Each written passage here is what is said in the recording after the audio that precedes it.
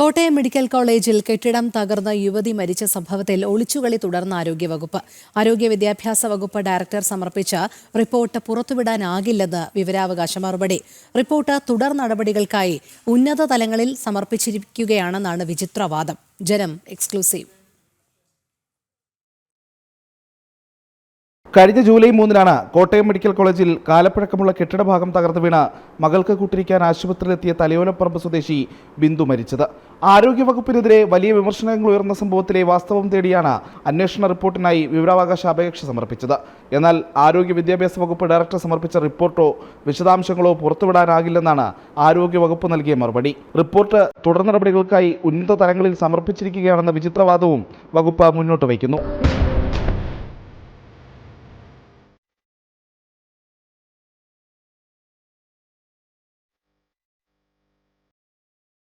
വിവരാവകാശ നിയമത്തെ നോക്കുകുത്തിയാക്കി ബിന്ദുവിന്റെ മരണത്തിലേക്ക് വഴിവെച്ച ഗുരുതര വീഴ്ചകൾ മറച്ചുപിടിക്കുകയാണ് സർക്കാർ.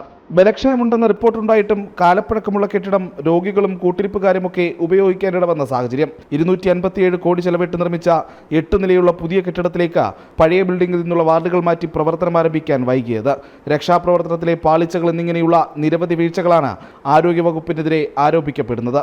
പ്രജിത് മോഹനൻ, ജനം, തിരുവനന്തപുരം.